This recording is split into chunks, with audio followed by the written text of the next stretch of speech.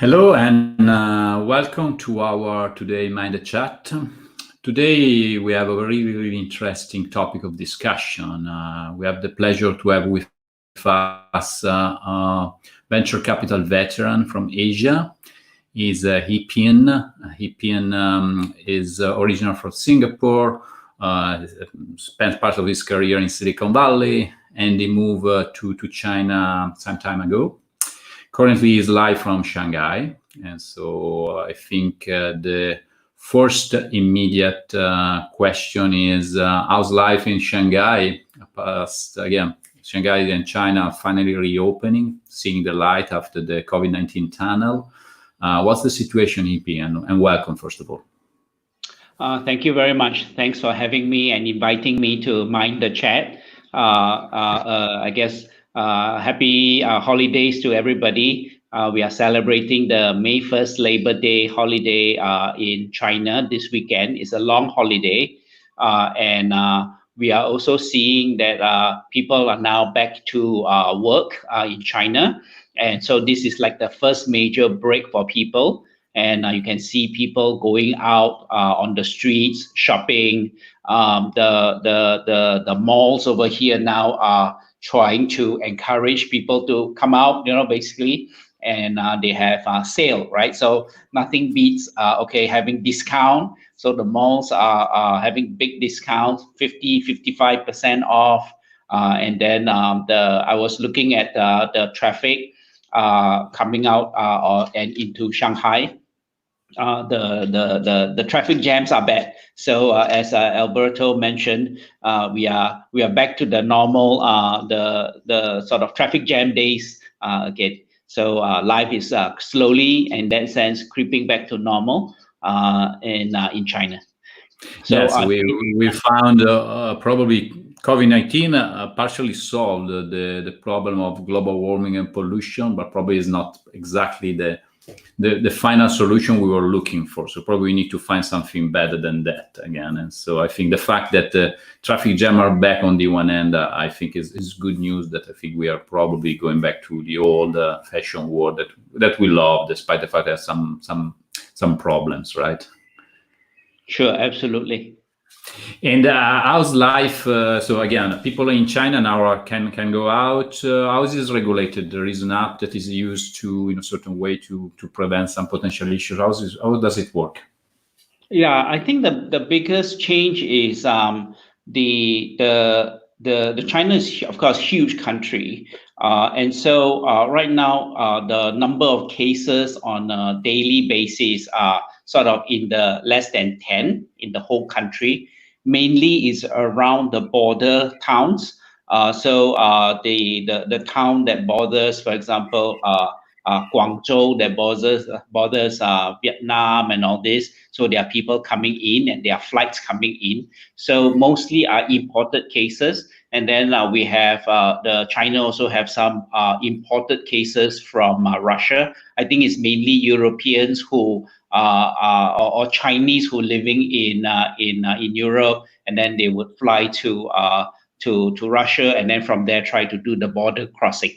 And so the situation over there, based on what I know, is it's under control, but mainly imported cases. But once you can get to something that is controllable, very small number, then the life gets back to normal. In a sense, it's like everybody's certified healthy.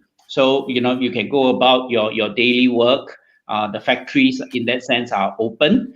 The malls are open. The restaurants are open. And so, it's slowly getting back to normal. And then people are back to work, back to their normal life. They go to the parks, they go shopping, all those normal things that works. What is not normal is international travel. Because right now, if you leave the country or you leave this sort of this area that is considered safe and there is no infection, then if you go to, let's say, if you go Europe for holiday, you go US or you go to Japan, Korea, then when you come back, then they would have to put you under lockdown for 14 days.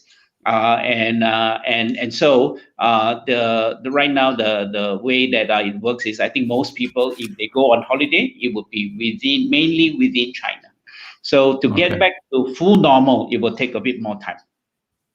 And how is the people can move freely, but if they go in certain areas that are considered a bit more, in a situation where they are pretty crowded, they get a sort of alert and they get some extra screening. Is that how it works? Yeah. So maybe like 99% of the country you can get about anywhere, no problem. Yeah. The some of the border towns that I mentioned, or some of the airports and border towns, maybe they have a bit more screening. So basically, they discourage you to go to those places, but maybe 99.9% of the country is open. In some of the places that they have, they try to limit the crowd. Let's say there are places like, let's say you go to a museum. Normally, maybe the museum will say, okay, I can allow 100 people into the museum at any one time. It will be quite crowded. Now they said, okay, I'm going to restrict it. I think right now they are saying 30% of peak capacity. So last time I said 1,000 people into the museum, now I say, okay, maximum 300. So they are trying to do some of that to control the crowding. If you're on the streets, they encourage you to wear the mask. So I have my steady mask over here. Not really good for interview, but they still encourage people to wear the mask if you are taking public transportation or you are on the streets. And so the norm right now is most people would, if they're walking outside, they would have the mask on. I think it's also a show of respect for other people. And once everybody is wearing the mask, then it becomes normal. It's like it's normal. And then if you are indoor and all this, then people will take off their mask and all this, or at home or in the office, they will take off their mask. Got it. And so private transportation, I'm thinking, is increasing because all the public transportation are open, but they are definitely less crowded, so that people are moving probably the private transportation, and that's create the problem that we were mentioning. Yes. That's right. Okay. Okay. Before starting, probably might be good if you introduce a bit your background and then what you're currently doing, what you're currently interested at Yunqi Partners, what you've done before. Again, I briefly introduced you, but probably can come some more insightful information from you. Great. So my name is Yipin. I'm running a venture capital fund called Yunqi. We are doing early stage venture capital, and we are based in Shanghai, China. We have 3 offices in Beijing, in Shanghai, as well as in Shenzhen. So if you think about it, basically these are the sort of 3 centers of innovation in China. I've been in the business for 20 years now. The last 12 years, I've been in China itself doing investing. Before that, I was also doing venture capital in the United States, in Silicon Valley. And so, long experience investing and benefiting from the rise of the internet over the last 20 years. Perfect. So we were investigating again. We published last year, exactly approximately in those time. Actually, the reason why we're having this conversation, we were supposed to meet in London at our Scale Up Summit back in March. And so since we were not able to have you as a speaker, we decided to move our conversation in this virtual setting. But last year, we published this report in partnership with ZO2 IPO, trying to analyze and investigate what is the Chinese tech startup scene. And we are currently working on updating all the data. And what we have noticed is that it looks like that the VC market and in China has sort of slowed down in 2019, even before the COVID-19 issues. So the first question for you is, what has been the trajectory of evolution of the Chinese tech startup and tech scale-up scene? And so how is it evolving? Again, this is some numbers that we put together up to 2018. And again, based on some preliminary analysis, that we are seeing for 2019. We have seen that the rise that we're seeing happening in China, I would say, significantly after 2014, in 2019 start a bit flattening and slowing down. So before even discussing what might be the COVID-19 impact, what had happened in China in 2019? Can you give us a bit more perspective behind these numbers? Sure. I think there are two fundamental things happening before the COVID-19. One has to do with the themes of investments, and the other one is more sort of the monetary policy pursued by China. So the first one, which is the type of innovation and the amount of innovation. So if you look at what's happening in the last 10 years, since the launch of the iPhone, which marked the smartphone, and then the 4G coming together. So, iPhone 4, in that sense, people say, oh, that's the mark of the 4G. So the internet over that last, maybe from 2010 to 2020, these 10 years, we have grown significantly.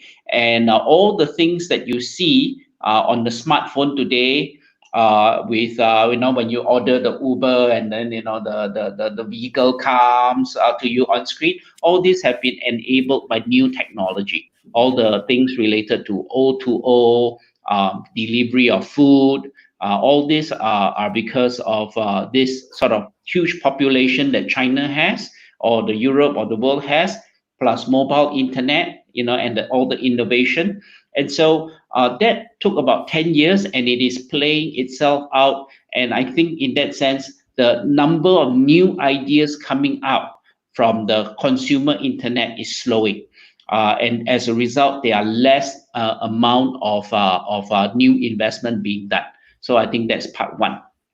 The second part is more on the monetary policy. So China, over the last 10 years as well, because of the 2008, to fight the last global financial crisis, they printed a lot of money. The money basically was flooding the market and leading to high asset prices.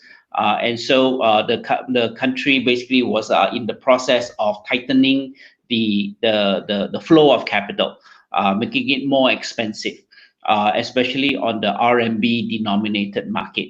And these two things coincided. And as a result, because the slowing innovation on one hand, and the other hand, we have slowing in terms of monetary policy, lending and borrowing money becomes harder. And as a result, you can see the numbers going down, starting in maybe 2018, second half, and then 2019, it becomes more pronounced. I think that you have the numbers over there. And I would have said that you would have gone in together with 2020. So that's a bit of background.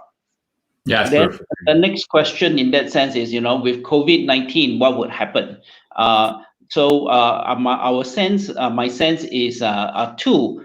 First is I think COVID-19, especially during the first quarter or the first half of this year, would sort of make this a much harder situation.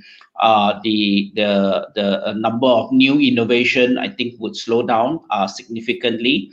If you are doing consumer and all this in the past, travel, restaurants, all this, I think those will be under very heavy stress. And that said, what's happening now is the whole world, in that sense, not just China, and China is probably doing the same. They are now embarking on a new round of monetary sort of policy to print money and distribute money into the system. So China has came out with a new sort of stimulus policy, and it's called the new infrastructure. In Chinese, it's called 新基建. And under this new infrastructure, they have identified like 7 areas to stimulate the economy. So on the short term, the China will be pumping a lot of money into the building of 5G, AI, software infrastructure. I think there is a big data. There is one on electrification, all the charging infrastructure. I know we talked about the environment Yeah. and all this. And Yeah. then the other two is on high-speed rail and high voltage network. I think these are more sort of more government, big heavy stuff. The first five are areas that I think venture capital, startups, and all this would benefit from. And so on the short term, these are things that would stimulate the economy, create work, building out the 5G architecture and the cloud and IoT. And then on the long term, the hope in that sense is that on the long term, this is like building roads, right, and connectivity. So if you want the country to prosper, you want the place to do well, you need to connect it so that it can do trade. And so on the short term, this is a stimulus. And then on the long term, it can lead to a competitive advantage for China. So that's something that we see quite clearly. Before the COVID, the country is slowing down, but in that sense, China is now in that sense the number two economy of the world. Recently, I learned that 35% of all manufacturing is actually done in China. And as a result, what has changed over the last maybe 10, 15 years in China is last time China has huge population. Now China has huge enterprises, so big enterprises that is trying to be more efficient. And as a result, now that you give, the big corporation and there is slowing economy, cost is still very high, labor is going up with aging population. So as a result, the enterprises are trying to innovate more. They are trying to be more efficient. They need to be more productive.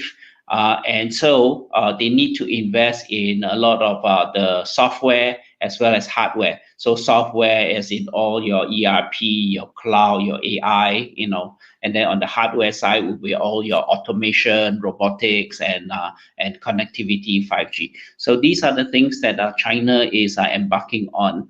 And so in that sense, the numbers that you were showing, I think it will slow down, and then maybe hopefully by the second half it will go. Yeah, so if I have to probably, again, 2019, the slowdown, as you properly pointed out, it was also due also to the monetary policy. Then we have probably Q1 numbers that are almost reflecting the situation that was China was in total lockdown, and so probably everything there stopped. And now with Q2, I think you mentioned that 90% are now of the company are now back to active, and probably the business will restart and will be on monetary policies that, differently from what it happened last year, will definitely be trying to stimulate this. And so probably we have number bouncing back again. For this is what we're expecting. Focusing a bit of the role of the government, that I think for China is important to understand what it happened and what might be happening. Can you elaborate a bit more over here? Well, the funny thing about innovation is in the first 10 years, right, from 2000 to 2010, when the internet came out, what China had was a huge population. We have this thing called the internet, which everybody started going on, and then they were, watching the videos and buying stuff, e-commerce, the Alibaba, the Tencent of the world. There was no government involved. It wasn't a planned thing that the Chinese government said, okay, I want to do it this way. And as a result, all the innovation and all the, Chinese has a lot of, you have huge population, very smart people. And initially they look to the Europe, look to US, they say, oh, you know what? I can also sell stuff online. There's a need for that. People are willing to watch video called YouTube in the US. And they're willing to do the same thing in China too. So as a result, the role of government in that sense isn't very big in sort of the first 10 years. The second 10 years, the role of government is also very small. From 2010 to 2020, it's about the mobile internet, right? Huge population, again, mobile internet, a lot of innovation. You have the equivalent of Uber called DD over here. You have the equivalent of all kinds of O2O business model coming up. You have Mobike, the bicycle sharing. I was in Europe a couple months ago, and everybody was riding their Lime bike or whatever other bike sharing. So in that sense, the past 20 years, the amount of innovation in China is phenomenal. We've created, in the first 10 years, we call it the BAT, the Baidu, Alibaba, Tencent. Yeah. And then in the second 10 years, we created even more unicorns, starting with, we call it ByteDance, which is doing this thing called TikTok. I'm sure there are many of users right now. We also have Pinduoduo, which is like a Groupon for China. And all these are location-based, mobile-based innovation. And so there's a lots of innovation. And unfortunately, or maybe the right answer is the government is less involved and for it to flourish. I think generally government is trying to be helpful. They are trying to, maybe the way that they are trying to be helpful is by letting innovation flourish and not trying to over regulate, trying to over concern of this technology. Generally, it works out well. Every once in a while, certain areas which I think make sense, the government would come down on a bit harder. But otherwise, they leave the venture capital, the startup economy alone. They are very encouraging. So what the government has done in that sense to promote is they say, okay, what's the good thing that government can do? I can build the infrastructure. So they went about says, okay, I'm going to have built incubators. So every city decided to build an incubator. It's like my mark that I'm encouraging innovation. And then there will be subsidized rent, they'll subsidize cloud. And the good thing in that sense that China has also done is they own a lot of state-owned enterprise. They own China Mobile, China Unicom, and so the Chinese government says, okay, China Mobile, China Unicom, I don't care. You must lower the price for people to go online. You must put fiber to the home. And now, of course, China will be among the first country. I think the first two countries to deploy 5G is Korea and Japan. They are way ahead. I think China now is saying that, okay, I want to put in that infrastructure. If you leave it to the businesses, because of the high bandwidth, we always read about the density of the base station in order to get the high bandwidth. It's going to cost a lot of money to build 5G infrastructure. And if you leave it to the private enterprises, they will say, I'm still trying to recover money from 4G. So they are going to think about it. They are going to be slow. But China basically has told their state-owned enterprise, okay, 5G, go and build it. We'll worry about whether you can make money to recover your capex later. And so I think this, in that sense, is an advantage that you would see in China, where this innovation will be ahead. And generally, I think it's a very strategic thing, and I would encourage, in that sense, a lot of other countries to consider. Whoever can build the infrastructure first has the chance to see what the future is like. So the US actually benefited from the building of 4G. I mean, they have the smartphone first, with Apple and iPhone, and then they have the 4G infrastructure built. They were among the first countries in the world to do that. And as a result, you can see Uber comes out from the US first. They have Airbnb coming out. All the location-based stuff on mobile came out from the US because they first have the infrastructure ahead of other people, and so they can start innovating before other people can. And as a result, they grabbed that market share and became leaders. So for the next iteration on 5G, whether it is remote autonomous driving, IoT, VR, AR, MR, mixed reality, all these things in that sense may live onto the 5G network. And so whoever deploys it first have a chance to see the future before others. One big topic is, again, I think that the picture before was in a certain way putting the topic on the table is, again, China has been successful in producing certain level of innovation. The US probably has been leading this way. And so there's a certain way we have two ecosystems. They don't talk too much each other. And so how do you see the future, looking at what could be the innovation driven in the US, innovation driven in China? These two worlds at a certain point will continue to run in parallel. All these two worlds, a certain way, will find a certain way of convergence. What's your view here?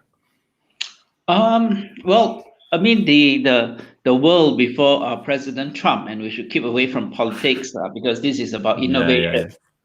Before politics came in, I think the world was moving towards a globalization, right? Yeah. Where ideas were flowing, talents were flowing, and in that sense, capital was flowing.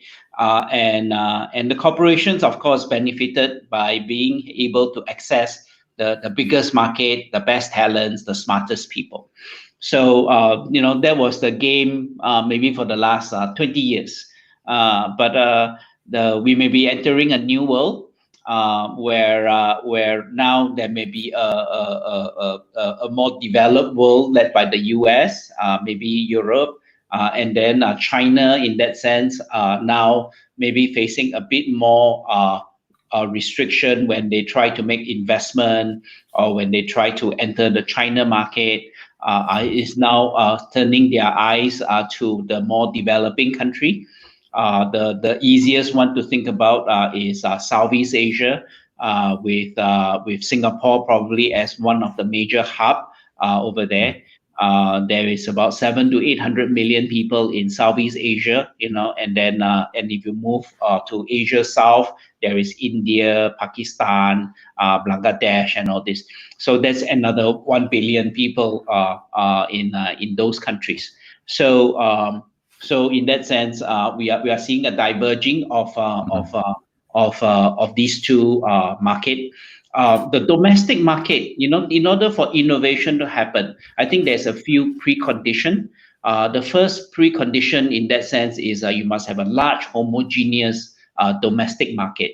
That is where all the innovation can see. And in that sense, in the world, there is two proven and only two proven sort of Silicon Valley type innovation hub in the world. One in the US with Silicon Valley probably as the icon for innovation. And then in China, that hub is in Beijing, where there is a lot of good universities and it's also the capital city for China.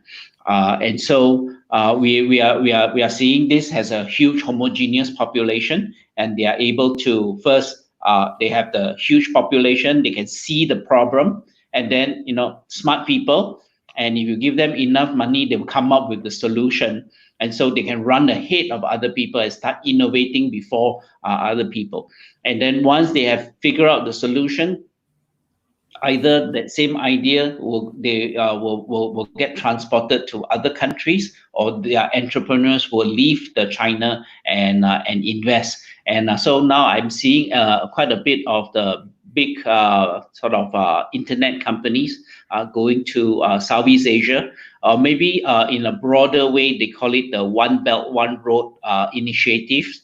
Not just the tech side, but all the traditional side. They'll say, okay, so where is the market that is very close to me, where China can export their stuff, not just the tech stuff, but maybe other sort of manufacturing capability and infrastructure, road building. So they are going down to Southeast Asia. They are going to India, and then they are also trying to end up somewhere in Africa and Latin America. That's probably a bit further.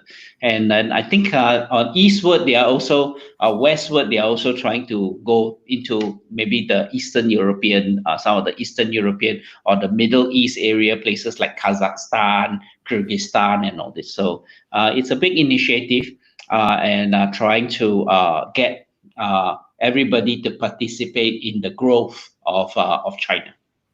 Yeah, I think you made a very, very good point that we have two large homogeneous markets, the US and China. And in these two large homogeneous markets, there are two big tech clusters, Silicon Valley, firstly, and Beijing follows. I think the big elephant in this global room is Europe. That technically, Europe might have a large homogeneous market, but in reality is not yet, because still the European construction is in the building, and so we have a sort of a big homogeneous market, but at the end is not so homogeneous.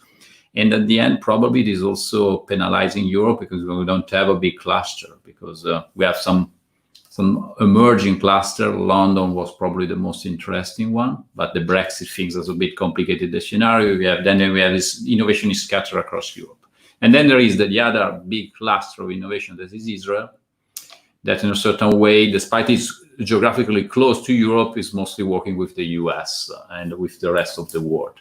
And so that is, I think, the missed opportunity, at least at European level. That would be the fourth pole of, in terms of market condition and innovation, but in the end, the fragmentation is not helping. What's your view here? Because it's quite an... Yeah, I'm not an expert in on the European venture capital community. I think the potential is there, in the sense that you have the European Union, in that sense, still large populations, but in many countries, it will face the same situation as Southeast Asia. Although there's 700-800 million people in Southeast Asia, is actually spread over 10 different countries, and so it will not be so easy that to overcome. I think Europe probably faced the same in that sense, but the Europeans are very well traveled, and I always think that I think it's possible, because for them, when they move from France to Germany to London, they are very comfortable and they understand the culture with each other. That's my sense. So I think the potential is there. But you are right in the sense that if you look at the top 20 largest internet companies in the world right now, I think 12 of them are from the US, and then 8 of them are from China. And so in that sense, the question then is, there must be some reason other than just the homogeneous population and the large market. There must be a reason why we cannot create big companies in the rest of the world, whether it's Europe or in Asia or even in India. So that's a question that we are still grappling with. Yeah, I think we are having this conversation almost on a daily basis in Europe. What is still missing in terms of putting Europe at the level it might be, because it can, in terms of sophistication of the market, sophistication of technology, level of education. I think nothing is missing in Europe. What is really missing, if you look at the US and China, is first of all a large homogeneous market. This is number one. That's right. And number two is, large market fosters and favors concentration, and the fact that we still have countries and not a single large area produce fragmentation, and fragmentation doesn't help innovation most of the time, because again you scatter ingredients when you can put them together, or naturally let them concentrate where they might flourish. And that's probably one of the problems that we are having. Talking about China and talking about other clusters outside Beijing, what you can tell us about that? So in terms of the distribution of deals, probably Beijing would represent about 40% of all the deals that are happening in China. This is the analysis we have done in the last year report, geographically speaking, at least. Yeah, great. So China is probably about 40%. The second hub will probably be in the Shanghai or Greater Shanghai area. So there is a city called Hangzhou where Alibaba is founded. It's about 45 minutes to an hour by high-speed rail from Shanghai. So if you take that as a cluster, so Shanghai, Hangzhou, Suzhou, and Wuxi, that area, that probably is another 25% of the innovation. And then the third area would be in the Shenzhen area. And this, when I said Shenzhen, is in the greater Shenzhen area, with Shenzhen, Zhuhai, Guangzhou, and Dongguan. So in that sense, these are the three big pockets. So if you look at where all the deals are done, these three pockets will probably take up 80, maybe to 85% of all the deals in China. There are certain pockets of excellence that are in other parts. Chengdu has a bit of good technology over there. There's a lot of large corporations like Microsoft, Cisco, and all these that are open in Chengdu with big research development. And then, of course, the other area where there is quite a bit of innovation actually as well is in now, I guess, the world famous city of Wuhan. Yeah, one where everybody's becoming expert of one now. So. Where there is a lot of communication technology. I didn't know that, but I guess virology and all this is probably an area that they are good at. There's some research institute, according to the US or according to the news that I read. But I'm don't not open that door. Don't open I'm not that the door. biotech guy, so we'll stay away from that subject. I think they have good communication technology, optical networking, all those type of stuff. I think it's quite strong in Wuhan as well. So there are certain pockets, but from the venture capital perspective, I think if you can cover Beijing, Shanghai, or the greater Shanghai, greater Shenzhen area, you probably have 80% of the market covered. I remember one of your point that you made when we discussed in the prior days was that the next big thing for China is the enterprise space, because again, we have been a big evolution driven by consumer market technologies, and while enterprise is something that is probably the next to come. Can you elaborate a bit more over that? I think very, very valid point. Yeah. So the enterprise space in China, to me, is we are reaching that tipping point. In fact, I think we are past that tipping point and is gathering speed now. What do I mean? If you look at the first 10 years of innovation in China, is about the large population plus the internet. In that sense, the PC internet. And as a result, you have the BATs and you have the people, some huge unicorn companies came about. The next 10 years, from 2010 to 2020, it is about the huge population plus mobile innovation. And you have ByteDance and you have Pinduoduo, many multi-billion-dollar companies. Maybe I think 200 plus unicorns are in that area in China alone. Mobile, yeah.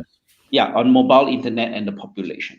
So the next 10 years, based on what I can see, is the corporations in China are no longer small corporation. 20 years ago, they were small relative to the US, relative to the even a lot of the large European populations. But now the populations are the enterprises in China are as large as they can be.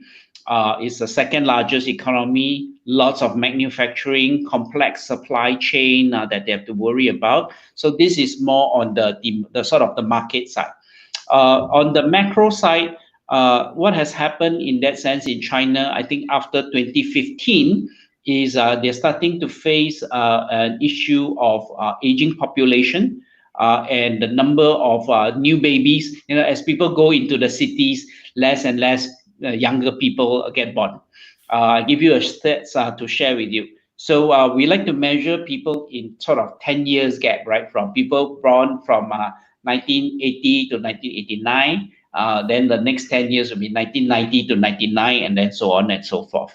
So the number of people that were born in the 90s, from 90 to 99, there were 5 million less babies compared to people born in the 80s. And the number of people born in the year 2000 to 2010 versus the 90s, there were 20 million less babies. And so you can see this huge trend in that sense moving, and the labor force will start to age and start to shrink. These people will be more digitized as well. And so these people are now entering the workforce, and they are now saying, okay, I'm in the position of maybe middle management. Maybe over the next 10 years, some of them will become senior management, and they are more used to using enterprise software, using PC, using smartphone. And labor costs, population is aging. You read in the newspaper everywhere, you say, okay, cost in China is no longer the cheapest. So if you're really looking for low cost, you will go to Vietnam, you go to Bangladesh, you go to India, where wages are still Indonesia. You move to other places for very low end manufacturing, things like maybe shoes and clothing that are more Yeah. labor intensive. They are moving. So China faces the same problem as any of the developing economy. Once you reach a certain level of income, wages start to raise. People have smaller family, less baby, and the only way out is through improved productivity. But you can't just shout slogan and say, hey, everybody improve productivity. You have to train them. You have to give them tools, right? You have to train them on ERP software. This is how you use the SAP or the Oracles of the world, HRM software, all kinds of things that you would put and take for granted in a corporation. Things like automation, things like robotics, all these things that we take for granted in the US and probably in many parts of Europe. Now China has to play catch up. They are behind. The amount of investment that China has put on the enterprise is a fraction compared to the consumer sector, and it's also a fraction compared to what the US and probably what Europe is investing in for in terms of enterprise technology. And so for them, they have no choice. This is like the one of the most obvious things to me. And in a way, China has the ability always to surprise people. They have the ability to leapfrog. What do I mean? 20 years ago, when I first started, they says, China, all the people are so poor, they are still doing a lot of the manufacturing. Are you sure they have money in order to buy stuff? Can it be a big consumer sector? Fast forward 20 years, China leapfrog and says, okay, my distribution is very bad, no problem.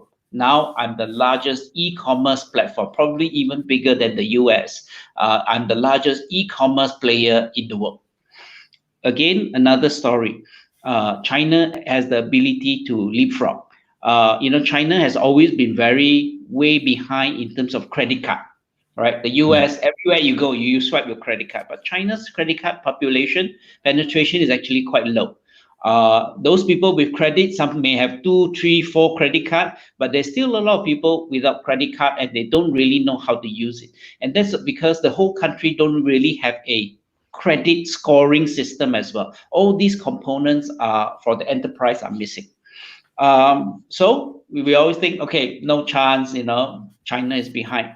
But smart people come along. The smartphone came along, with 4G, and they says, okay, maybe we invent this thing called mobile wallet, mobile payment, and boom, after 10 years, we have the Alipay, we have the Tencent wallet, and nowadays I can go for a week without having to pull out my wallet. I just pull out my phone, scan and pay, and that, and I can buy things from all kinds of vendor, take the cab, everything. I don't need to bring out my wallet or my credit card anymore. And the mobile phone, mobile payment is big.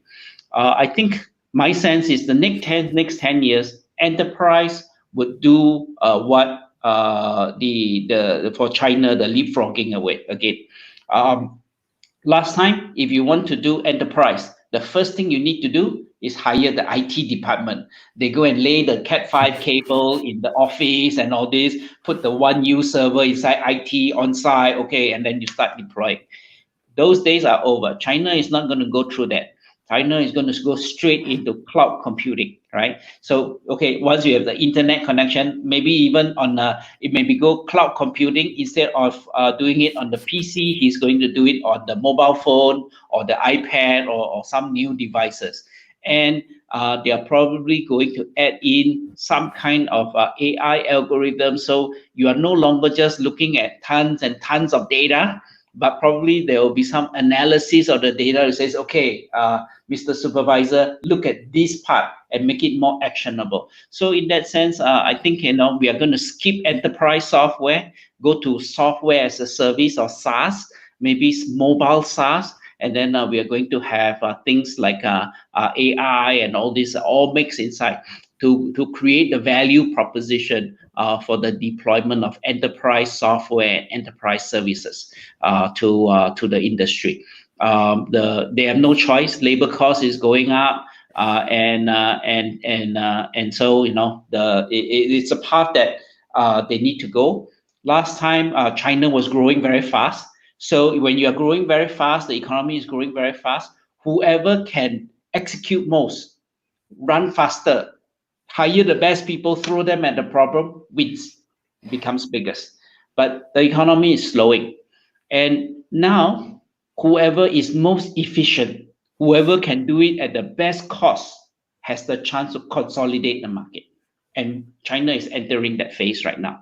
And in order to consolidate that market, you need to be more efficient. And the way you be more efficient is to train the people and to invest in many of the technologies that I talked about just now. So I think this will be the next interesting 10 years for China. And we are starting to see many of the companies in China moving up that ladder, both on the hardware side. I think the hardware is probably more obvious. Things where you think about all the robotics, automation, and all the supply chain type of stuff. But also on the software stuff, China is coming up very, very strongly. How to, again, other interesting question that we got is how to take advantage of China technology and technology are developed in China, how to invest in China from outside China. So what are some possible approaches for people and corporates to invest into Chinese technology? So what's the approach that would you? There is already a lot of corporates in that sense who does businesses in China. From the most biggest one are all the pharmaceutical, all the automotive. There are many the corporates who already see China as the market, right? It's no longer the sort of the hidden gem. Everybody, okay, I'm going to open a plant, a huge population. Where am I going to be?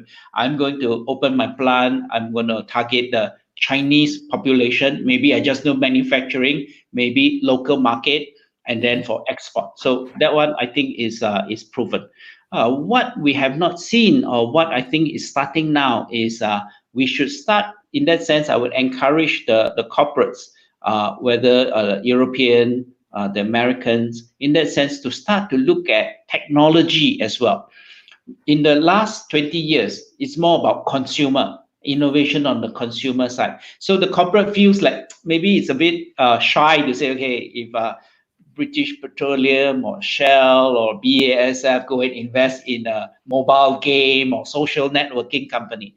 But now, the next 10 years is about innovation in the enterprise space. And this is an area where I think there's a lot of opportunities for the corporate. If you have feet on the ground, then maybe you can start looking at some of the technology. I know a lot of the bigger corporates, European one, they have innovation centers over here. They sponsor incubators. And in that sense, they are trying to engage with the local population and the startups over here. The other ones, if you are a bit further away, then one of the easiest way is to invest in some of the technology funds, like myself, for example. Yeah. Invest in some of these funds. And in that sense, I think you get two things when you are doing this type of investment. Firstly, of course, we are looking for return. And so I think getting a good return is critical. But the second thing, I think you should look for the guys with a proven track record who are knowledgeable. Enterprise is very different from consumer. We always have a joke in that sense in the VC, right? It says if you are in the consumer space and if you launch an app and you are not embarrassed by how bad your app looks, then you launch too late. But if you're selling something to the enterprise and you are going to sell something, let's say to the huge enterprise, the large enterprise, and you say this is for productivity improvement. So when you sell them something, you have to get it right. You got one chance to prove that you got it right and you are able to improve the productivity. So you have to spend a lot more time to develop the product and to make sure that it works. And this is something a big shift in the mindset. And so when the you are entering the for many of the corporate investors and who are in or the family office who are look for a couple of things. Firstly, of course, the financial return, but look for people who have knowledge of the space with an opinion on what works and what doesn't work. I think the growth of enterprise in China will be different from the growth of enterprise in the US or Europe. And that's because the structure of the society is different and the competitive landscape is also different. And so look for people who can guide you through and can share the domain knowledge with you. And I think these would be a good way to start to get your toes wet in the market. Okay, so some boots on the ground are important. If not, they can probably participate as LP in local VC funds in a way that it can get a first approach to Chinese innovation that is led by people that know the field and know how it works. I think it's definitely a good advice. And I think we are done with our conversation. Yipin, really thank you for your time. I think it's been very, very interesting, a deep dive into China, getting some perspective, because sometimes from outside is difficult to get a proper and a complete picture of the situation. I think you help us out to get a good sense of how China is evolving, what is coming from, and what is added. And I think it's very, very exciting. So thank you very much for the conversation, and all the best for your reopening, hoping that we can definitely in Europe and in the rest of the world follow your path and go back to normal as much as possible. Thank you. Roberto, thanks for having me.